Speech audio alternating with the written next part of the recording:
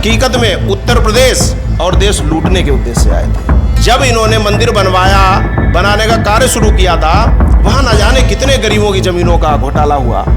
भगवान श्री रामचंद्र जी ने इनको अयोध्या से विदा किया। 2000 हनुमान जी की झांकी के रूप में उनको आगे, उनकी गाड़ी के आगे उनको नचवा के इन लोगों ने जो अपमान करने का भाजपा उनको चुनाव हारने के बाद भी डीसीएम उनको इसलिए बनाया कि इस कुशवाहा समाज का वोट, इस तानाशाही अहंकारी भाजपा सरकार को 2027 में उखाड़ के फेंकिए। सबाइजपुर की सभी सम्मानित जनता को प्यार भरा नमस्कार।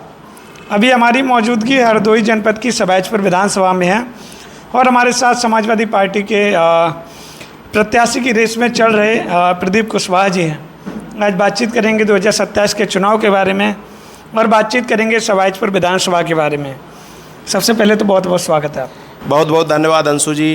कैसे हैं आप? मैं बहुत अच्छा हूँ। 27 का चुनाव भी करीब है, सरगर्मियाँ तेज हो गई हैं जी। योगी से लेके अखिलेश यादव जी से लेके राहुल गांधी जी से लेके प्रधानमंत्री तक जी कहीं ना कहीं चुनावी मूड में आ गए हैं। बिल्कुल बिल्कुल बिल्कुल। क्या लग रहा है सबाइजपुर विधानसभा में कैसा माहौल रहने वाला है? सबाइजपुर की जनता इस बार समाजवादी पार्टी को पूर्ण बहुमत के साथ जिताने जा रही है और सर्वप्रथम मिट्टी न्यूज़ और आपको मैं बहुत बधाई देना चाहता हूं।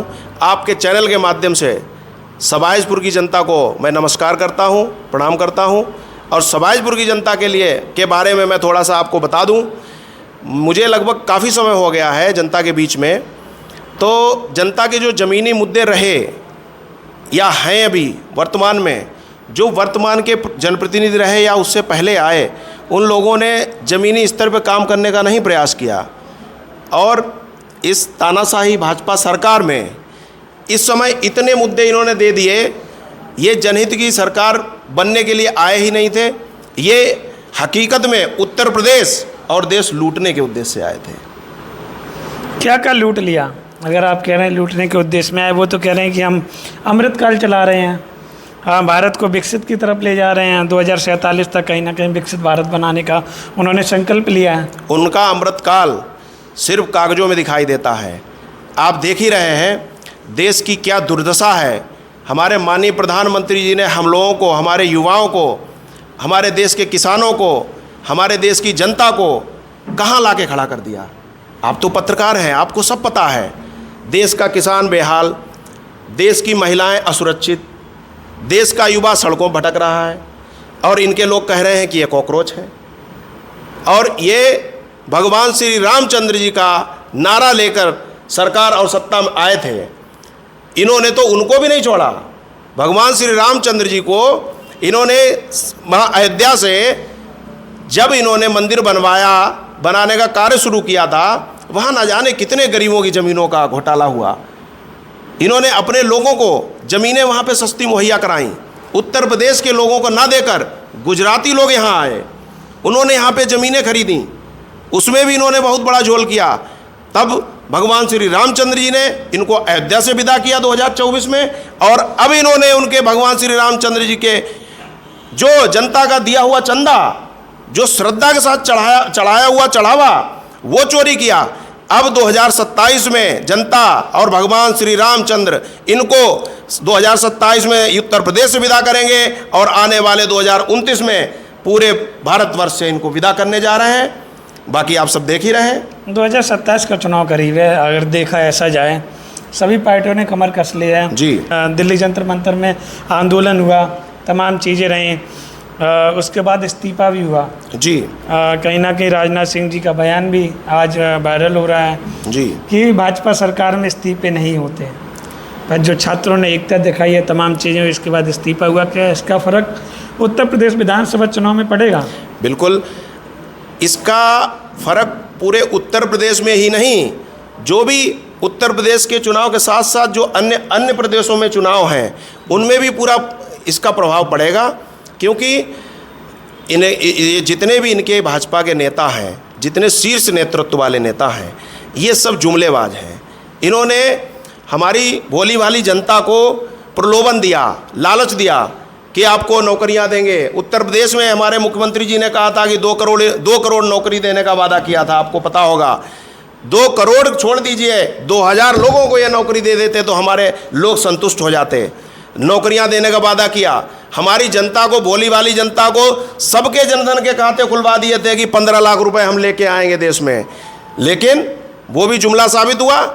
जो वर्तमान में गृह मंत्री अमित शाह जी हैं, उनका तो एक वीडियो वायरल हुआ था। उनसे एक पत्रकार महोदय ने पूछा कि आपने ये फलानी योजना बताई थी, तो अमित शाह जी ने, जो वर्तमान में देश के गृह मंत्री है, उन्होंने मीडिया के सामने कह दिया था कि वो तो एक जुमला था। तो ये जुमलेबाज लोग हैं, झूठे लोग हैं, देश को लूटने वाले लोग हैं।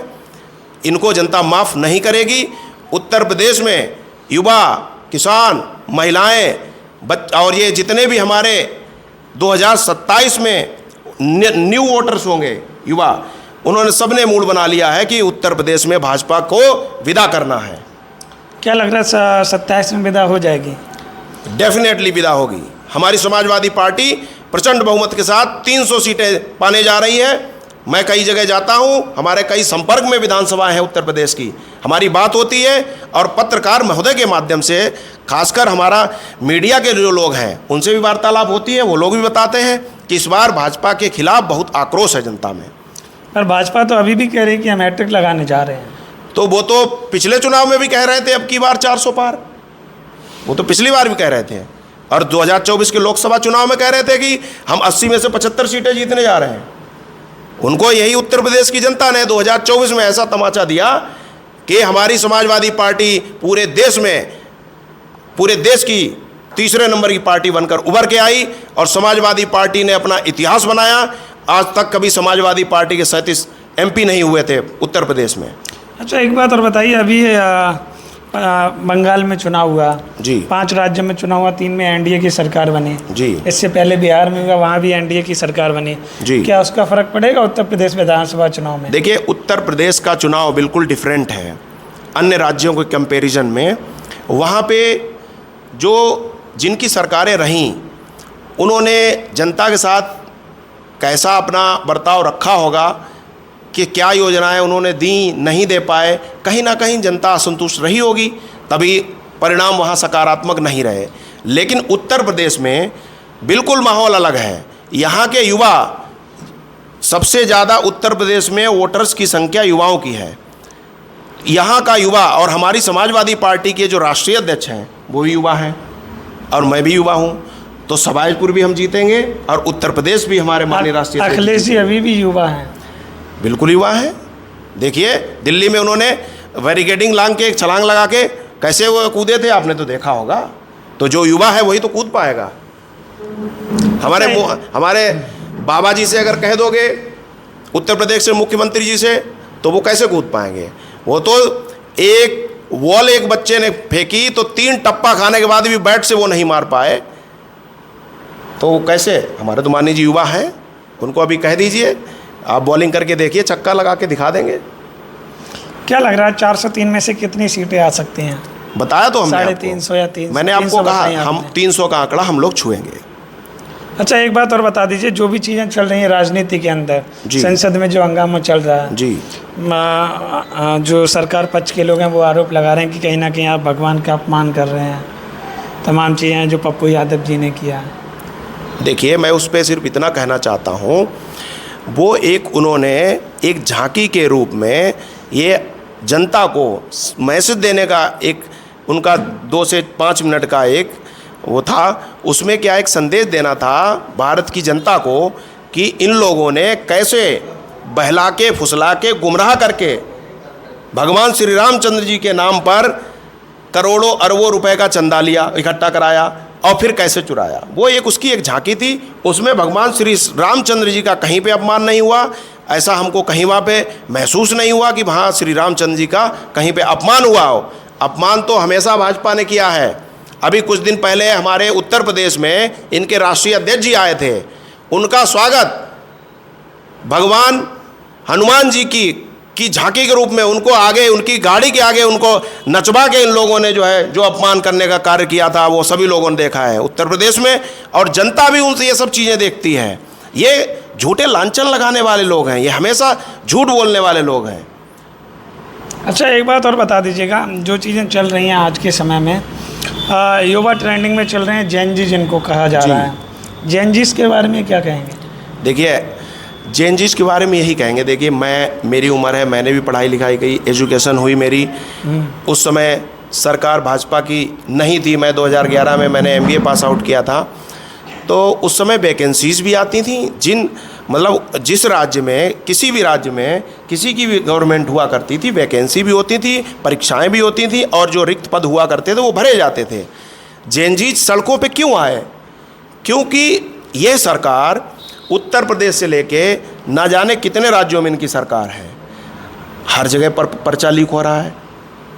कोई ऐसा आपने अरेंजमेंट नहीं किया सुचारू रूप से जो एक भी परीक्षा आपकी सफल हो जाती, जिससे कि कुछ लोगों का भला हो जाता। जेनजी सड़कों पे आने का मुख्य यही कारण है कि वो उनकी शिक्षा तो पूर्ण हो गई, उन्होंने मेहनत करके ग्रेजुएशन कर लिया, पोस्ट ग्रेजुएशन कर लिया और हाईटेक कोर्सेस कर लिए, लेकिन जॉब उनको नहीं दी। आप वादा कर रहे हो कि हम जॉब देंगे, आप वैकेंसी देते नहीं हो। वैकेंसी देते हो, उसका पर्चा लीक हो जाता है। और जितनी भी आबादी जो देश की है, मिडिल क्लास और लोअर क्लास की सबसे ज़्यादा संख्या है पूरे देश में।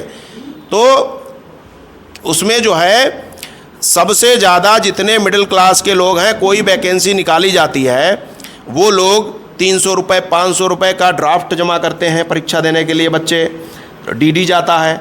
तो ये वैकेंसी जैसे किसी भी स्टेट में 20,000 लोगों के लिए वैकेंसी सपोज निकाली, वहाँ 20 लाख फार्म पड़ जाता है। फार्म 20 लाख पड़ता है, आप उसको 500 से मल्टीप्लाई करिए, कितना पैसा गरीब परिवारों का जाता है। और उसके बाद परीक्षा लीक हो जाती, पर्चा लीक हो जाता, ख़त्म हो जाती कहानी। तो ये तो पैसा भी इकट्ठा कर रहे हैं। तो जेनजीज क्या करेंगे बताइए आप बहुत मुश्किल से गरीब परिवार के लोग अपने बच्चे को शिक्षा दिला पाते हैं।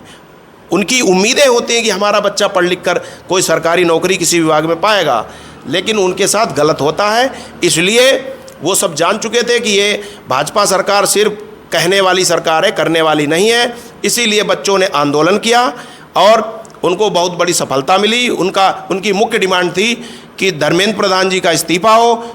इस्तीफा उन्होंने अब इसलिए नहीं मांगा कि सिर्फ उनकी कोई जिद थी, इस्तीफा उन्होंने इसलिए मांगा कि धर्मेंद्र प्रधान जी शिक्षा विभाग को, शिक्षा मंत्री थे, उसको हैंडल नहीं कर पा रहे थे।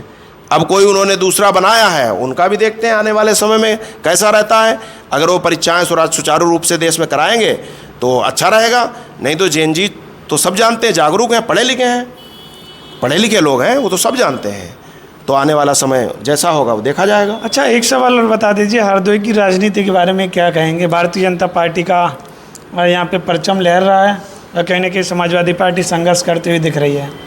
देखिए, इस समय जो हरदोई ज़िले की सिचुएशन है, कई बारीकियों से मैं देखता हूँ। मैं कुशवाहा समाज से आता हूँ, तो हरदोई ज़िले की हर विधानसभा में कुशवाहा समाज के लोग हैं, वो निरंतर हमारे टच में रहते हैं, बातचीत होती है।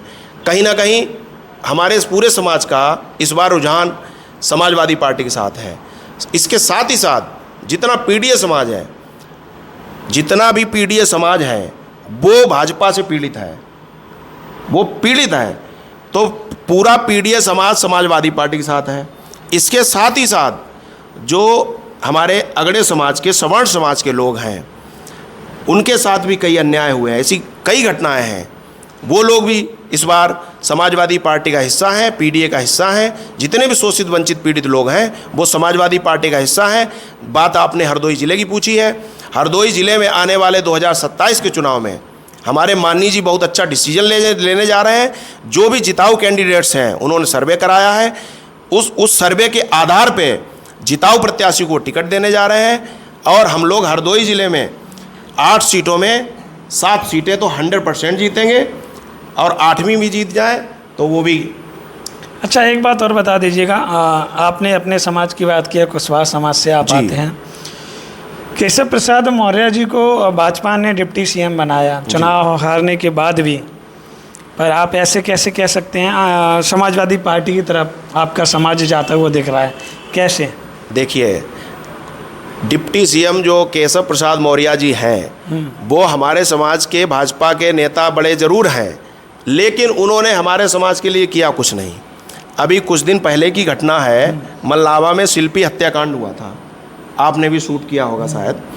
वहाँ पे उस परिवार का घर सिर्फ 5 किलोमीटर की दूरी पे था। माननीय प्रधानमंत्री जी गंगा एक्सप्रेसवे का उद्घाटन करने आए थे, वहाँ डीसीएम साहब भी आए थे। अगर वो समाज के हितैषी होते तो उस पीड़ित परिवार से मिलते जाके, उस पीड़ित परिवार को सांत्वना देते जाके, दोषियों को कड़ी से कड़ी सज़ा दिलाने का काम करते। वो सिर्फ भाजपा उनको चुनाव हारने के बाद भी डीसीएम उनको इसलिए बनाया कि इस कुशवाहा समाज का वोट लेना है, सिर्फ गुमराह करने के लिए कि इनको डिप्टी सीएम बना दो, इनका समाज जुड़ जाएगा, इनका वोट मिल जाएगा। लेकिन हमारा जो कुशवाहा समाज है, कुशवाहा, शाक्य, मौर्य, सैनी, ये सब जान चुके हैं कि डिप्टी सीएम सिर्फ वहाँ नाम मात्र के हैं। उनको वहाँ कोई, उनको खुद ही कुछ सम्मान नहीं मिलता। वो जनता हमारे समाज को क्या सम्मान दिलाएंगे? कई लोग हमारी रिश्तेदारी के लोग हैं, उनकी छोटी मोटी समस्याएं हुई, वो उनसे लखनऊ मिलने गए तो वो मुलाकात नहीं उन्होंने करी, तो वो समाज के लिए है ही नहीं। अब जनता सब जान चुकी है, पूरा समाज समझ चुका है। सपा के पास कौन है? सपा के पास हमारे पार्टी के कई वरिष्ठ नेता हैं। मैं किसी का नाम नहीं, एक विशेष व्यक्ति विशेष का नाम नहीं लेना चाहता, लेकिन हमारे समाज के कई नेता हैं। 2024 के चुनाव में माननीय राष्ट्रीय अध्यक्ष जी ने हमारे समाज के 6 लोगों को टिकट दी थी, एमपी के टिकट दिया था। 3 अभी वर्तमान में हमारे सांसद हैं, तो उन्होंने सम्मान दिया और जनता उनके साथ जुड़ी। जब 6 लोगों को माननीय राष्ट्रीय अध्यक्ष जी ने टिकट दिया, एमपी का सम्मान दिया कुशवाहा समाज को, तो सकारात्मक रिजल्ट रहा। पूरे कुशवाहा, शाक्य, मौर्य, सैनी वोट्स का डाइवर्जन समाजवादी पार्टी के साथ हुआ, तो रिजल्ट अच्छा रहा। और आने वाले समय में 2027 के विधानसभा चुनाव में भी समाज को माननीय राष्ट्रीय अध्यक्ष जी बहुत अच्छी हिस्सेदारी देने जा रहे हैं, सम्मान देने जा रहे हैं। अच्छा, आखिरी सवाल ये है, सबाइजपुर की जनता के लिए क्या कहना चाहेंगे? मैं अपनी सबाइजपुर की जनता से अपील करना चाहता हूं, जैसा कि काफ़ी समय से मैं सबाइजपुर में भ्रमण कर रहा हूं, हर प्रत्येक गांव में जा रहा हूं, वहां पे बहुत उनकी जनहित की छोटी छोटी समस्याएं हैं। देखने में छोटी हैं लेकिन समस्याएं बड़ी गंभीर हैं। जैसे कि उनके कई ऐसे गांव हैं जहां पर अभी रास्ता नहीं है, कहीं इंटरलॉकिंग नहीं है, कहीं आरसीसी नहीं है, उन नालियाँ टूटी पड़ी हैं, ऐसी नालियाँ बह रही हैं कि वहाँ जाना मुश्किल है। बरसात के समय में आप बाइक से जाएंगे तो फिसल गिर जाएंगे। तो उनकी ये समस्या है। वहाँ के जो जनप्रतिनिधि हैं उन्होंने ध्यान नहीं दिया, ज़मीनी स्तर पे काम करने का काम किया नहीं। और इस बार मैं हर चीज़ पे नज़र रख रहा हूँ, जनता से भी वादा करता हूँ, जनता की जो समस्याएं होती हैं, चाहे थाने की हो, चाहे तहसील की हो, चाहे कलेक्ट्रेट की हो, मुझे जो भी बताता है मैं उसके साथ जाके उसका निस्तारण कराने का कार्य करता हूं। और इसीलिए मुझे जनता पसंद कर रही है वहाँ पे, और वहाँ पे युवा पसंद कर रहे हैं।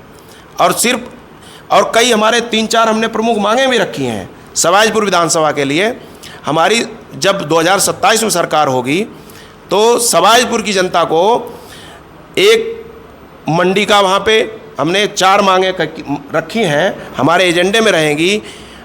मेरे व्यक्तिगत रूप से अभी हमारी पार्टी की तरफ से कोई आधिकारिक घोषणा नहीं है, लेकिन मैं मांग करूंगा अपने राष्ट्रीय अध्यक्ष जी से कि 2027 में सरकार बनती है तो सबाइजपुर में एक मंडी हो, एक आधुनिक हॉस्पिटल हो, और एक केजी टू पीजी एक विद्यालय हो, जिसमें वहाँ हमारे गरीब परिवार के बच्चे निःशुल्क पढ़ सकें, और उसके साथ साथ एक स्टेडियम की व्यवस्था हो, जो हमारे बच्चे, जो गांव की जो प्रतिभाएं होती हैं वो शहर नहीं पहुंच पाती हैं, तो वहाँ पे ऐसा एक सिस्टम बने जो हमारे गांव के बच्चे खेलें कूदें और हमारे देश के लिए खेलें जाके और गोल्ड मेडल लेके आएँ, जिससे कि हमारे देश का नाम हो। ये 4 मुख्य मुद्दे हैं जो कि मैं रखूँगा। और अपील हमारी यह है सबाइजपुर की जनता से, आप जनता जनार्दन है, मैं हाथ जोड़ के विनती करता हूँ, आप अपने बच्चों के भविष्य के लिए, आप अपनी सबाइजपुर के लिए, जिससे सबाइजपुर सुंदर और स्वच्छ बने, उसके लिए इस तानाशाही अहंकारी भाजपा सरकार को 2027 में उखाड़ के फेंकिए, नहीं तो 2027 के बाद आने वाला समय हम सबके लिए बहुत कठिन होगा। यही मेरी आप सभी से अपील है। बहुत बहुत धन्यवाद। तो आपने देखा हमारे साथ प्रदीप कुशवाहा जी मौजूद थे। एक सवाल और है आखिरी। अच्छा ठीक है, एक और याद आ गया तो पूछ लिया जाए। सपा अगर आप पर भरोसा जताती है जी, तो रिजल्ट क्या रहेगा, कितना मार्जिन रहेगा, क्या रहने वाला है? माननीय राष्ट्रीय अध्यक्ष जी अगर मुझे आशीर्वाद देते हैं, मैं 40 से 50 हज़ार वोटों से जो भी भाजपा का कैंडिडेट होगा उसे चुनाव हराऊंगा। चलिए, तो आपने देखा 40 से 50 हज़ार का मार्जिन बताया 2027 के चुनाव में। आपको क्या लग रहा है सबाजपुर में क्या समाजवादी पार्टी वापसी कर पाएगी, या फिर कहा जाए कि हरदोई के अंदर क्या राजनीति रहने वाली है 2027 के चुनाव में? क्या योगी जी हैट्रिक लगा पाएंगे, या फिर अखिलेश जी वापसी करने वाले हैं, या फिर मायावती जी, या फिर कांग्रेस? कौन आने वाला है जो उत्तर प्रदेश की कमान को संभालेगा? कमेंट आपको करना है। बहुत बहुत धन्यवाद, आपने कीमती बहुत बहुत धन्यवाद अंशु जी।